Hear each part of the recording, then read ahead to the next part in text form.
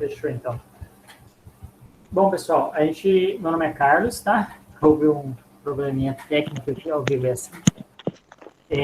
Essa é a nossa primeira aula de enfermagem, tá? Da Liga Acadêmica, LAET, Liga Acadêmica de Enfermagem em Unidade de Terapia Intensiva. Eu vou apresentar a introdução à unidade de terapia intensiva, tá? Onde eu vou colocar os tópicos da história, como é que se iniciou, o que é a Liga, o que é a UTI, perdão, a estrutura, como funciona, e explicar quais os principais equipamentos que a gente vai encontrar ali. Bom, a história começa com Florence, que é a matriarca aí da enfermagem, a grande mente aí por trás da enfermagem. A Guerra da Crimeia, como ela deu início aos cuidados intensivos separando.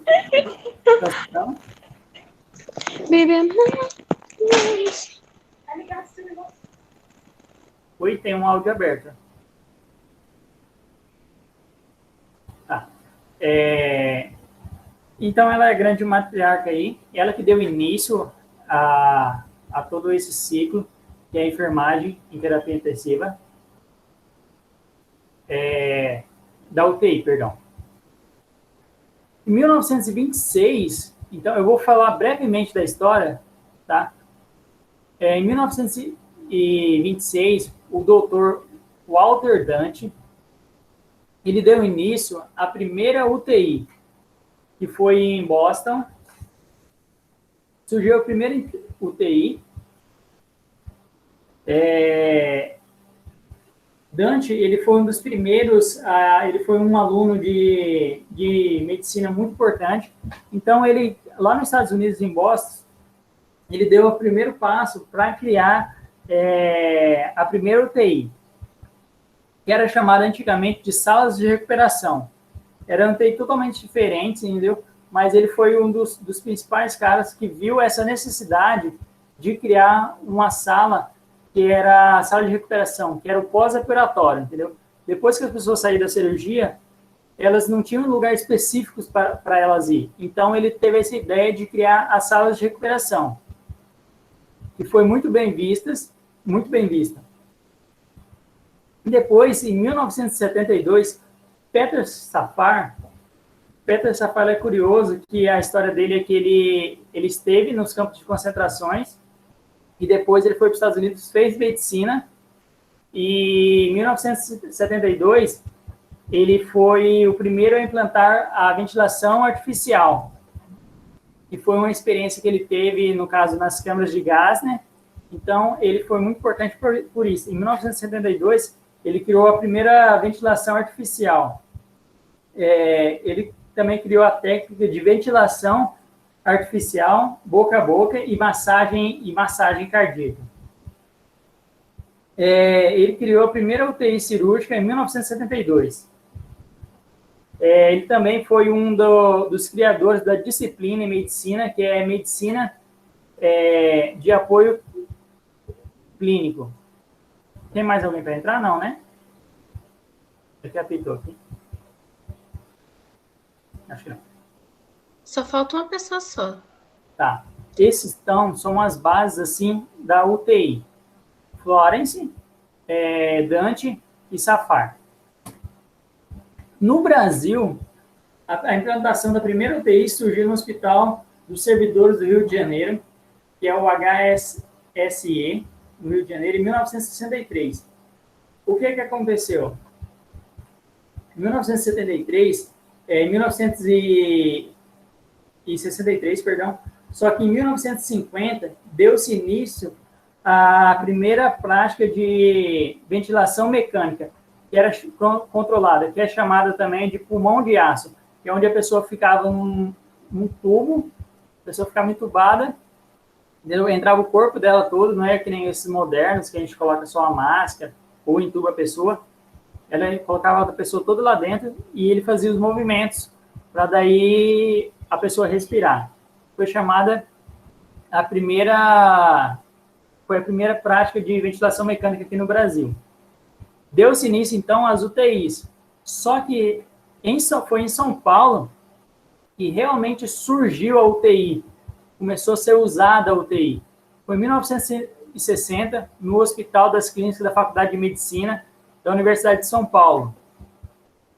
Lá já tinha algumas salas assim, que era reservado por um pós-operatório, como a enfermaria 4030.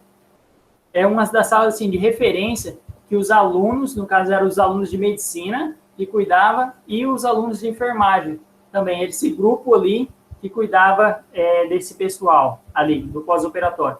E daí que eles viram, poxa, eles começaram a dar atenção, geralmente para o pós-operatório e para dar início à UTI.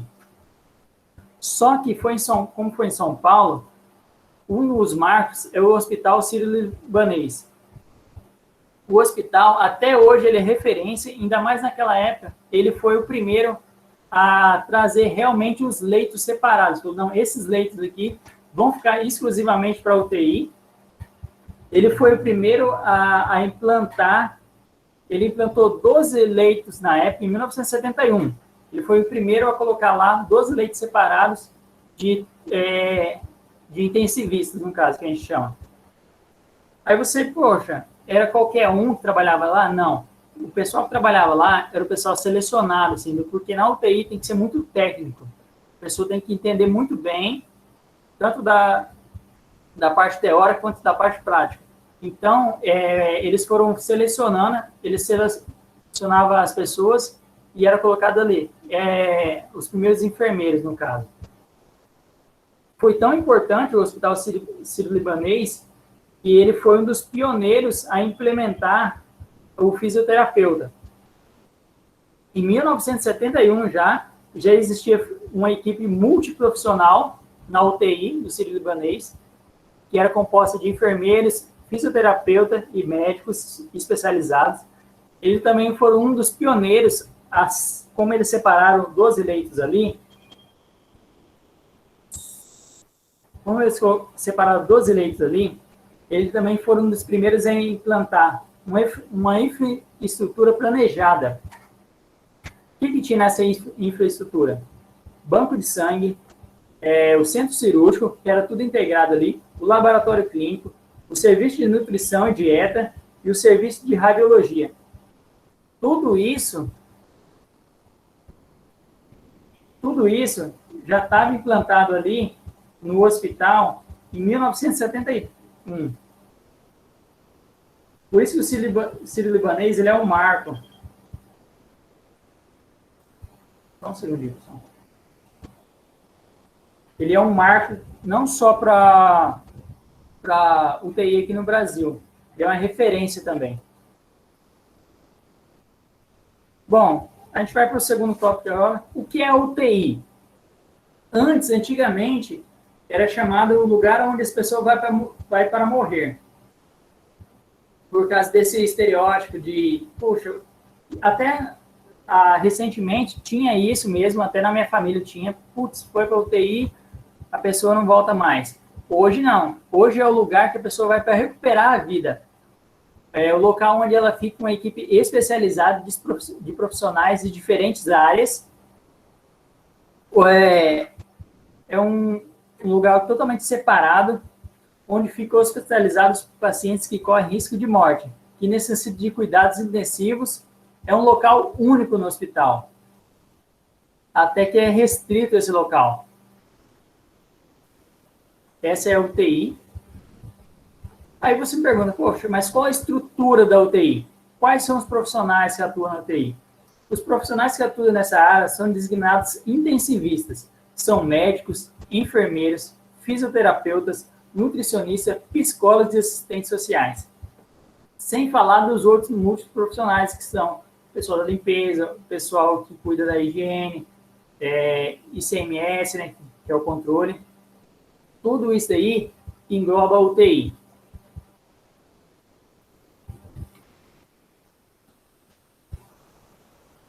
A UTI necessita oferecer um suporte avançado de vida a pacientes com instabilidade clínica e com potencial de gravidade.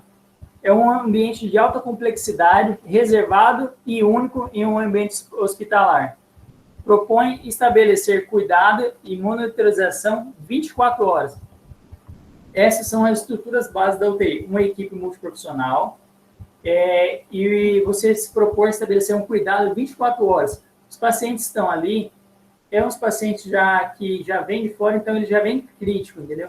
Com risco de vida. Ele está ali na UTI por isso. Ele precisa do cuidado intensivo. Como funciona a UTI? Bom, as doenças são inúmeras, o que torna mais difícil a compreensão de todas elas. Porém, o mecanismo de morte são poucos e comuns em todas as doenças, as chamadas doenças básicas, como infarto agudo do miocárdio, desconforto respiratório. O desconforto respiratório são uma das principais causas que levam a pessoa à UTI, principalmente agora na época que a gente vive, de pandemia. Acidente vascular cerebral é um também dos altos índices aí que leva a pessoa à UTI, porque a pessoa fica dependendo da gravidade do AVC. E hipertensão arterial refratária. Então, a gente entendendo o que leva a pessoa à UTI, a gente consegue implementar o tratamento. Então, o que acontece? São várias doenças, várias coisas que podem levar a pessoa à UTI, mas o que vai definir a vida ou a morte dela são coisas comuns, entendeu? É uma parada cardíaca, um desconforto respiratório, são coisas básicas que, se a gente compreender de fisiologia,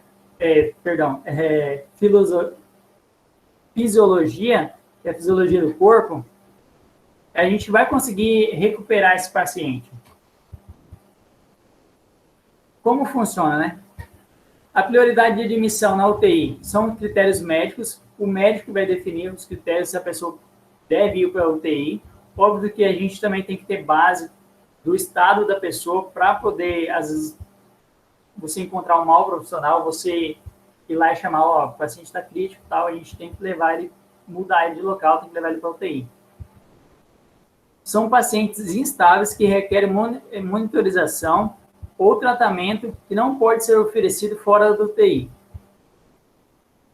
Paciente que precisa ser entubado, que precisa de ventilação mecânica, que precisa de um marca-passo, paciente que geralmente precisa de um cuidado intensivo ali, são esses pacientes que são admitidos na UTI. Pacientes com diagnóstico de choque, pós-operatório também, é muito recorrente paciente pós-operatório na UTI, e insuficiência renal grave. A insuficiência renal também é uma das que mais leva o paciente para a UTI, e é onde a gente tem que tomar bastante cuidado também. Os rins são muito importantes. Segundo Thierry e Cíntia, a enfermagem em terapia intensiva desmistificada, os enfermeiros devem ser intercessores do paciente, conhecer a lei e exercer sua profissão com ética e de acordo com os padrões de cuidado estabelecidos. Essas expectativas exigem que o enfermeiro tenha conhecimento profissional ao seu nível de prática e proficiência em habilidades tecnológicas. O enfermeiro, além dele tem que ter um grande conhecimento, até então que você tem que ter uma pós para você atuar na UTI, ele tem que entender das tecnologias, dos equipamentos que estão ali, porque não é só o técnico que vai manusear, e alguns equipamentos são exclusivos do enfermeiro manusear. Então tem que ser uma pessoa muito técnica e com muita habilidade. Por isso que lá atrás, na história da enfermagem, principalmente aqui no Brasil, no Sírio-Libanês, eles selecionavam as pessoas, não eram pessoas aleatórias. Eles viam quem tinha mais disposição, quem era mais técnico, quem se encaixava mais com o perfil da UTI, e eles levavam essas pessoas para lá para prestar esses cuidados intensivos ao paciente.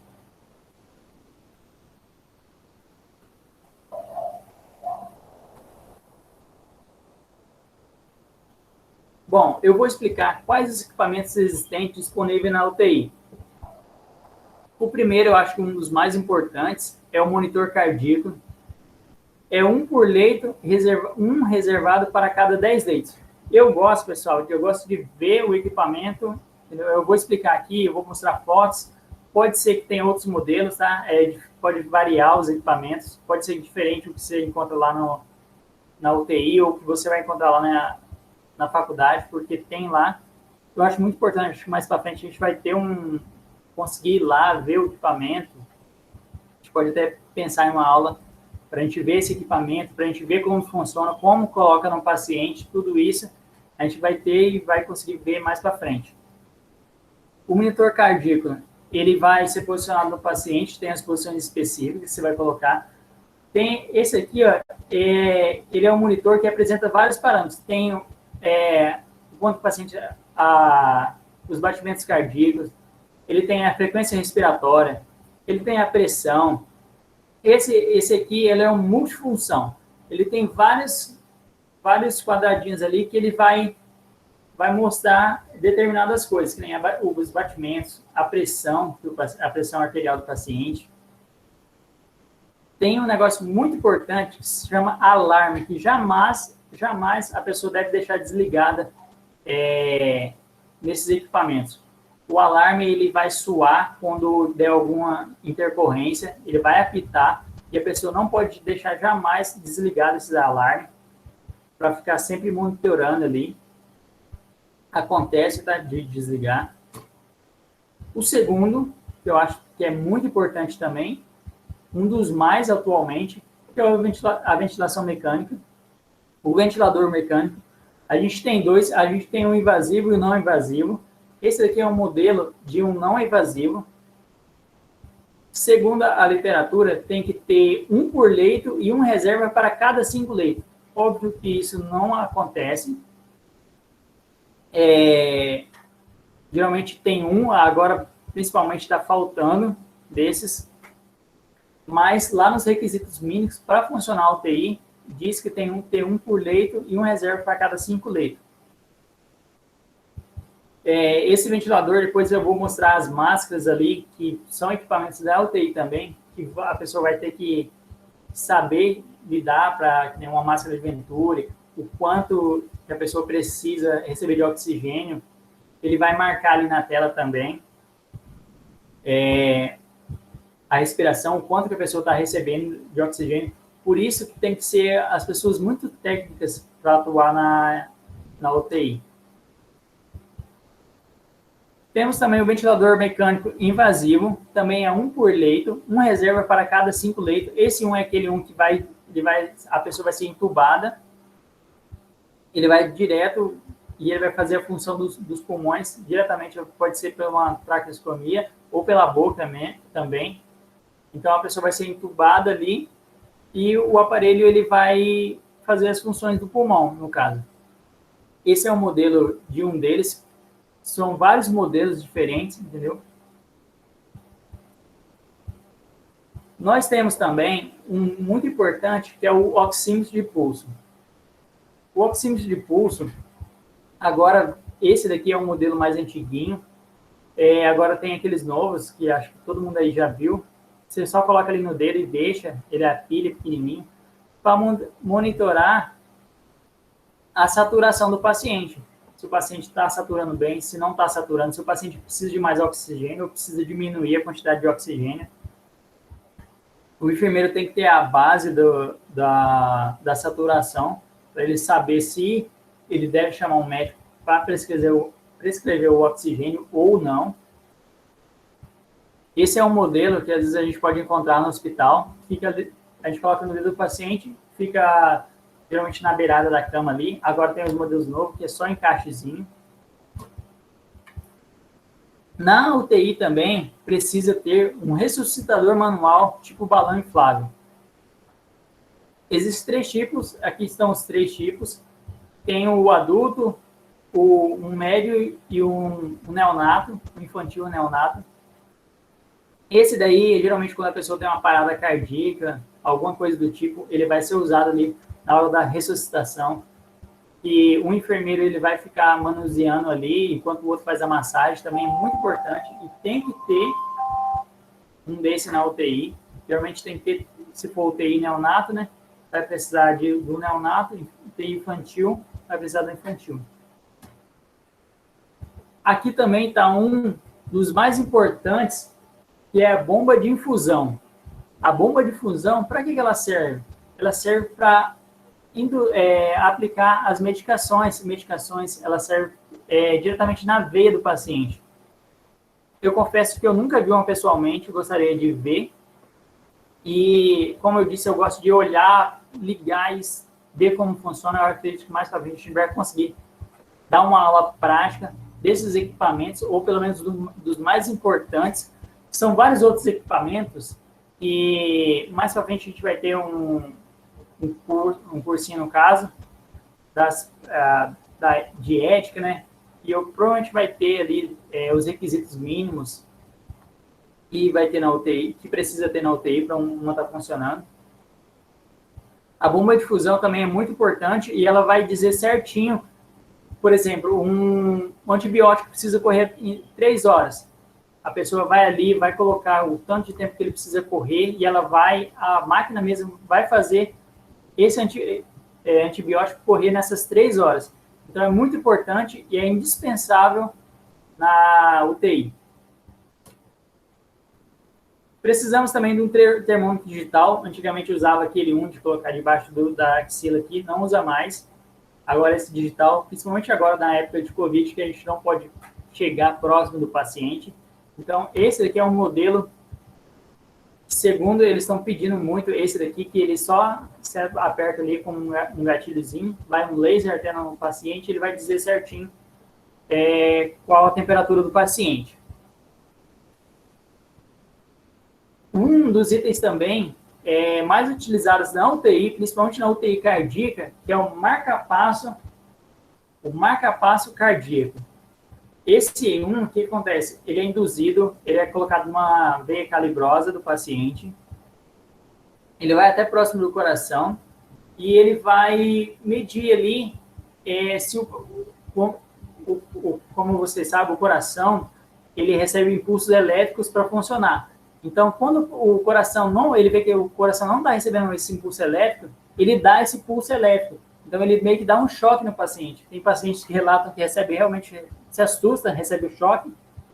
Esse marca-passo, então, ele vai ficar ali, ele vai ser colocado numa veia calibrosa, vai até próximo e ele vai saber quando, se o coração não está eficiente, ele vai dar esse choquezinho para ajudar o coração com os impulsos elétricos.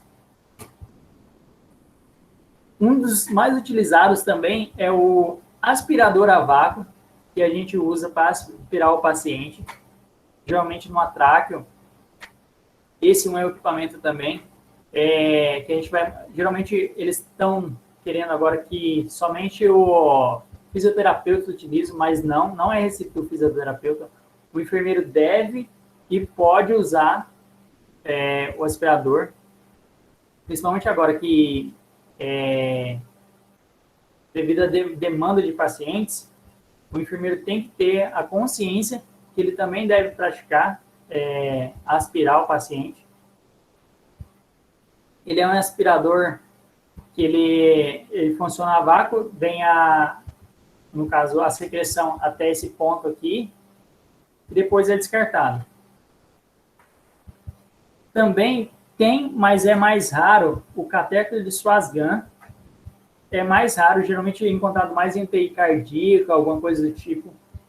Ele serve para monitorar o paciente. Precisamente, ele vai monitorar, isso aqui vai ser introduzido numa artéria também do paciente, e ele vai monitorar o paciente por dentro, ele vai monitorar tudo, como está a hemodinâmica do paciente. Então, às vezes, ele tem a pressão, existe a pressão venosa central, ela é diferente da pressão, a pressão aqui do braço, ela é diferente. Então, esse catéter, ele vai dar precisamente como está a hemodinâmica do paciente ali, por dentro. Ele vai ser induzido ali no paciente numa veia, numa artéria calibrosa, e ele vai dar esses parâmetros para a gente. Pessoal, são 19 horas agora. Quem tiver aula, pode ir para aula, não tem problema. Vai ficar gravado aqui e a gente vai disponibilizar também, tanto no canal da Liga no YouTube, quanto para os ligantes.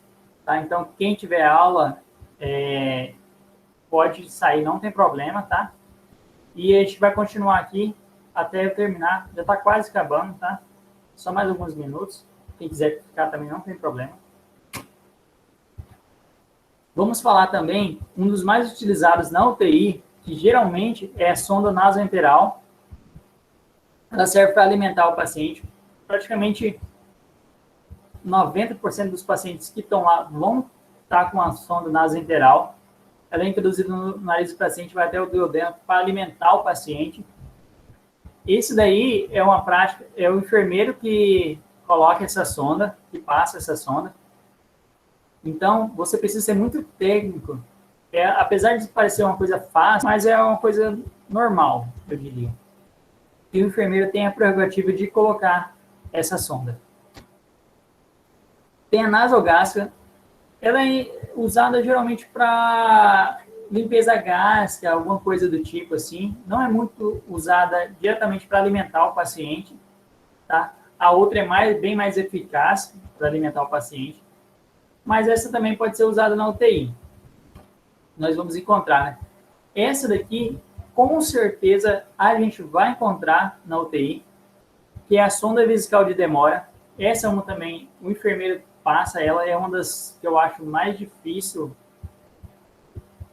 não, mas que você precisa ser bem técnico, porque existe todo uma demanda ali, existe todo um processo para você fazer, porque tem que ser estéril, porque vai por dentro ou do pênis ou da vagina do paciente. Então, a pessoa precisa ser muito técnica para poder passar. Eu acredito que mais para frente a gente vai ter uma aula de passagem de sonda, e vocês poderão ter o prazer de ver passando a sonda. E exige muita técnica. Quem já foi para estágio sabe que existe todo um procedimento ali de você não tocar no paciente, de você não contaminar esse paciente, é piorar a situação dele. Essa sonda vai ser introduzida até a bexiga, vai permanecer lá, pode permanecer por algum tempo, mas tem que ser tirada o mais rápido possível. Pode ficar tempo indeterminado, mas é bom tirar assim que possível, para não incomodar, para não... Às vezes o paciente pode puxar ali, causar uma lesão também. Essa bolsa aqui é onde vai cair a urina do paciente, e ela vai ser descartada depois. Temos também a sonda vesical de alívio, e ela serve basicamente só para aliviar o paciente ali. Às vezes o paciente não consegue urinar. Se você introduzir, ele vai conseguir urinar. Então, ela vai ser só para aliviar. Não é tão... Você não vê ela tão recorrentemente como a sonda vesical de demora na UTI, mas você pode ver também. E agora, um dos mais utilizados, que é a máscara de Venturi. Essa máscara, como vocês podem ver, aqui ó, ela vem com várias colorações, e a gente vai engatar no ventilador e ela vai ofertar o oxigênio para o paciente. Essas colorações aqui, elas vão indicar a quantidade de oxigênio que o paciente vai receber. Mais para frente, quando a gente tiver uma aula de ventilação mecânica, é apresentado todas essas cores, quais a quantidade de oxigênio que ela oferta para o paciente. Por isso que o enfermeiro, ele deve ter a hemodinâmica do paciente na cabeça, ele deve saber sobre os princípios ali da respiração. E por último, só que não menos importante, a gente tem que ter o carrinho de reanimação. Esse carrinho, ele consiste onde ele vai ter vários equipamentos, ele vai ter desfibriladores, ele vai ter drogas, ele vai ter luvas, ele vai ter vários equipamentos ali, que é para uma eventual emergência, e a pessoa precisa reanimar o paciente, tem que estar ali na beira do leito. Se eu não me engano, é um para cada 5 leitos, ele sempre tem que estar ali. Tem uns que ele tem que ficar com o desfibrilador na tomada, já. E isso é uma prerrogativa do enfermeiro também, que ele tem que estar ligado se o carrinho ele está com os equipamentos, se ele está completo, se ele tem as drogas que a gente precisa ali aplicar na hora, que o médico vai precisar para uma reanimação. Ele tem que ter também o oxigênio. Esse é um equipamento essencial para um suporte de vida ali na UTI. Quando às vezes a pessoa entra numa parada cardíaca, precisa reanimar, precisa de oxigênio, precisa de alguma coisa rápida, esse carrinho tem que estar ali, precisa de uma droga. Esse carrinho é muito importante ali na hora. Bom, esses foram os equipamentos que geralmente a gente vai encontrar, que são os mais utilizados na UTI. O carrinho, a máscara, o ventilador mecânico, o respirador. Esses são os equipamentos que a gente mais vai encontrar ali na UTI e que é o que o enfermeiro tem que saber, tem que ter em mente como funciona. Eu confesso para vocês que eu não sei exatamente como funciona, porque eu vi poucas vezes, principalmente o mecânico, o monitor cardíaco, eu vi na faculdade, a gente colocou ele para ligar tudo. Eu acredito que mais para frente a gente vai ter uma aula, a gente vai conseguir dar uma aula prática sobre como utilizar esses equipamentos, porque principalmente eu, como eu disse antes, eu gosto de ver o equipamento, eu gosto de tocar no equipamento, eu gosto de ligar o equipamento e saber como é que ele funciona. Eu só consigo compreender realmente quando eu vejo, toco ali e sinto nas minhas mãos, né, o equipamento. Eu acho que mais para frente a gente vai conseguir ter essa aula dos equipamentos, como eles são utilizados, como é que a gente coloca uma máscara de Venturi, como a gente coloca um monitor cardíaco, tudo isso mais para frente a gente vai ter, com certeza. Então, esses foram os equipamentos mais utilizados aqui na UTI. Eu acredito que ficou bem claro, assim, o pessoal do primeiro período, ou talvez do terceiro, talvez pode ter tá um pouco confuso, ser muitos equipamentos. Tem mais equipamentos, mas esses são os mais utilizados. Mas isso daí a gente vai descobrindo conforme o decorrer. E também a gente vai encaixar as aulas para dar certinho com a hemodinâmica, no caso.